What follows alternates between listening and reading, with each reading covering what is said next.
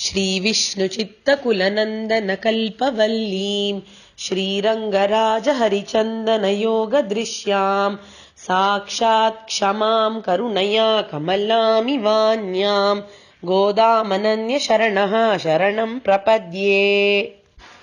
तिरुप्पावई के चौथे दृश्य में गोदा देवी कृष्ण के भवन में पहुंच चुकी है और वहां के नंदगोप जी, यशोदा जी और बलराम जी को उठा चुकी है। अब आगे इस पासुरम में 18वें पासुरम में वो कृष्ण की धर्मपत्नी नप्पिन्नई देवी को उठाने वाली है। नप्पिन्नई देवी ये कृष्ण के मामा की लड़की थी।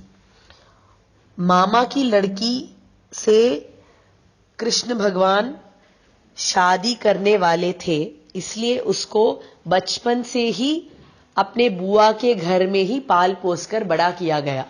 तो बचपन से ही नप्पिन्नई देवी और कृष्ण भगवान एक साथ पले बड़े हैं, ऐसे कई पुराण कहते हैं। तो इस नप्पिन्नई देवी को उठाने वाला पासुरम है ये 18वां पासुरम। पहले पासुरम को देखते हैं। उन्दुमदगलिट्रन ओडाद तोल्वलियन नंदगोपालन मर्मगळे नप्पिन्नाय गंधम कमழும் குழலி கடைதிரவாய் பந்தெங்கும் கோழி அழைத்தன காண் மாதவி பந்தல் மேல் பல்கால் குயிலினங்கள் கூவின காண் பந்தார் விரலி உன்மை துணன் பேர் பாட செந்தாமரை கையால் சீரார் வளையொளிப்ப मंद तिरवाई मगिंदेलोरेम्बावाई। नप्पिन्नई देवी को कैसे उठाती है ये लड़कियां? उन्हें पहले नंदगोप जी की बहू ऐसा बुलाकर उठाती है, क्योंकि जो नप्पिन्नई देवी थी वो भगवान की धर्मपत्नी होने के नाते हमारे तरफ से बात करने वाली पुरुषकार भूता है। श्री लक्ष्मी देवी या भगवान की महिषी हमारे लिए बहुत काम करती हैं। उनके 3 आकार हैं, ऐसा कहते हैं एक आचार्य श्रेष्ठ नडादू रम्माल। आकार त्रय संपन्नाम ऐसे कहते हैं लक्ष्मी देवी के बारे में। वो 3 आकार कौन से हैं? लक्ष्मी देवी और नारायण दोनों हमारे लिए प्राप्य हैं, मतलब जो हमें पाना चाहिए वो फल लक्ष्मी और नारायण मिलके हैं, इसीलिए उन्हें उपेय ऐसा कहा जाता है। अब इस उपेय को पाने के लिए कोई उपाय चाहिए, कोई मार्ग चाहिए। वो मार्ग भी लक्ष्मी और नारायण मिलके बनते हैं। तो लक्ष्मी नारायण ये दोनों ही उपेय भी है और उपाय भी है। ऐसे 2 आकार, उपेय और उपाय के आकार दोनों में है, लक्ष्मी और नारायण में। लेकिन लक्ष्मी देवी को इन 2 आकारों के साथ और एक आकार भी कहा जाता है, वो है पुरुषकार भूता होना। पुरुषकार भूता का मतलब है वो जो भगवान के पास हमारी तरफ से जाके हमारे लिए बात करे। लक्ष्मी देवी हम जीवात्माओं की तरफ से भगवान के पास जाती हैं और हमारे लिए बात करके भगवान को हमें माफ करने के लिए कह देती है, हमारे अनेक पापों के लिए। तो यह तीसरा आकार, पुरुषकार भूता होने का आकार लक्ष्मी देवी की विशेषता है। इसीलिए भगवान के पास जाने से पहले हमेशा लक्ष्मी देवी द्वारा ही जाना चाहिए। अगर ऐसा जाएंगे तो हमारा कार्य सुनिश्चित सफल होगा, इसमें कोई संदेह ही नहीं है। इसीलिए ये बात को अच्छी तरह से जानती है गोदा देवी और इसीलिए नप्पिन्नई पिराटी को, जो कि इस वक्त लक्ष्मी देवी का पात्र निभा रही है, उसके पास जाके उसको उठाते हैं इस पासुरम में। और नप्पिन्नई देवी को कैसा बुलाना पसंद है? नंदगोप की बहू ऐसा बुलाया जाए तो पसंद आता है। ये बात हमें कहां से समझ में आती है? सीता देवी कहती हैं रामायण में कि वो अपना परिचय दशरथ की स्नुषा ऐसा देना चाहती है। स्नुषा दशरथस्याहम्, मतलब कोई भी उनसे अगर सवाल करे कि तुम कौन हो, तो वे कहती थी कि मैं दशरथ जी की बहू हूं। ऐसा कहना वो सबसे सम्मानित समझती थी। तो उसी तरह से नप्पिन्नई देवी भी अपने आप को नंदगोप की बहू कहलाना पसंद करेगी। ये जानकर ये लड़कियां उसे नंदगोपालन मर्मगले नप्पिन्नाई ऐसा बुलाती है। नंदगोप की बहू, हे नप्पिन्नई देवी उठिए, ऐसा कहते हैं। अब नंदगोप जी के बारे में भी कुछ चीजें बोल रही हैं गोदा देवी। नंदगोप जी कैसे थे? उंदु मदगलिट्रन ओडाद तोल्वलियन। नंदगोप जी के पास बहुत सारे हाथी थे। सिर्फ पशु नहीं थे बल्कि हाथियां भी थे। कौन से हाथी थे?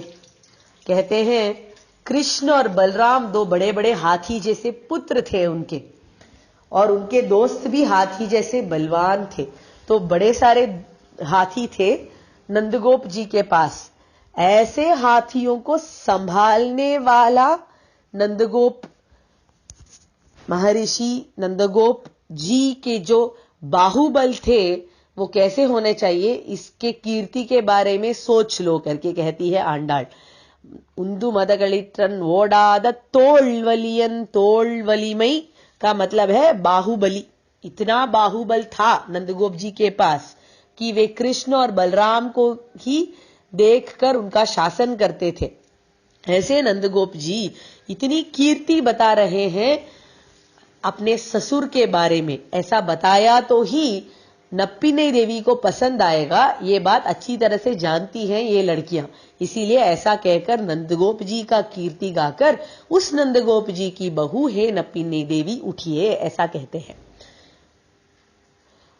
गंधम कमलुम कुழலி கடை திறவாய், आपके केश का जो सुगंध है, गंधम कमलुम कुழலி मतलब सुगंधित केश वाली, आपके केश का सुगंध हमें यहां तक पहुंच रहा है। इस सुगंध को सूंघकर हमें आपको देखने का मन कर रहा है।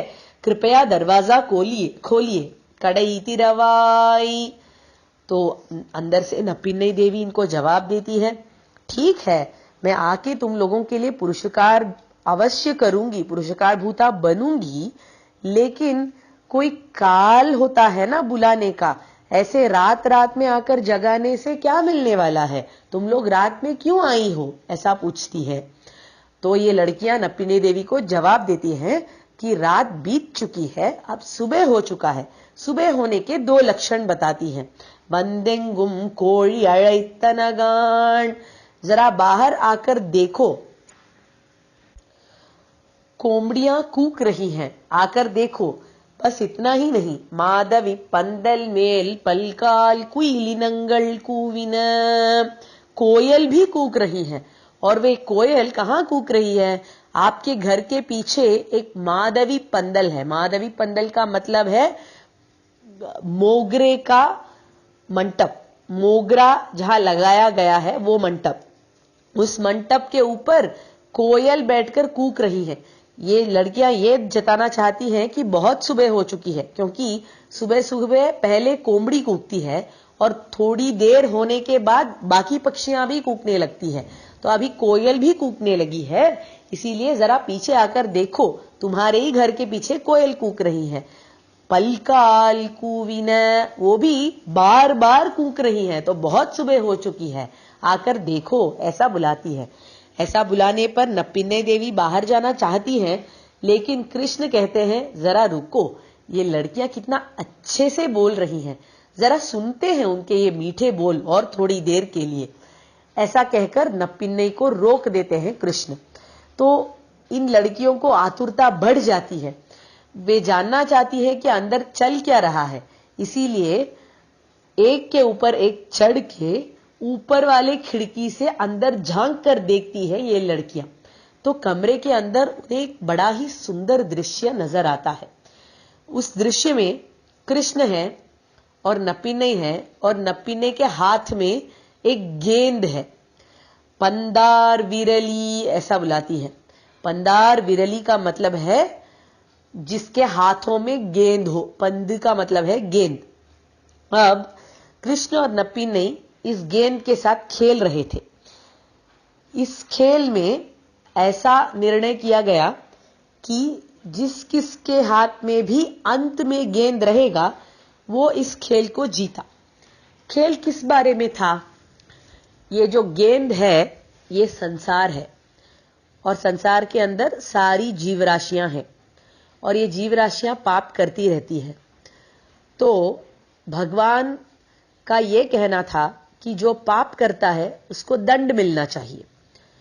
तो अगर भगवान के हाथ में गेंद पहुंच जाता तो इसका मतलब यह होता कि सारे जीव राशियों को उनके पापों का दंड मिल जाएगा।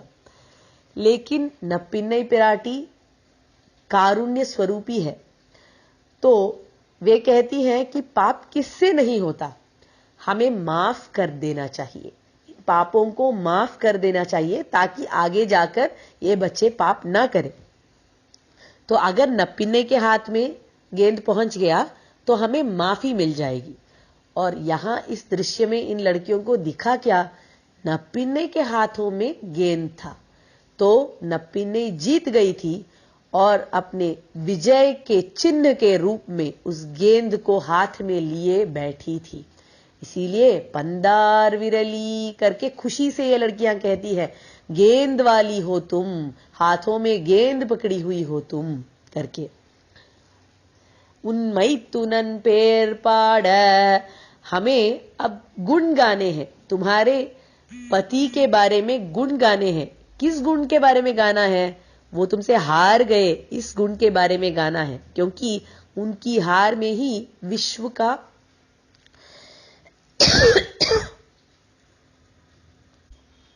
और इस विश्व के हित के लिए तुमने जो जय प्राप्त किया उसके बारे में हमें गाना है। तुम्हारे पति के हारने के बारे में गाना है। कृपया बाहर आओ, सेंदामरै कैयाल सीरार वளையொளிப்ப, तुम्हें किस तरह से बाहर आना है?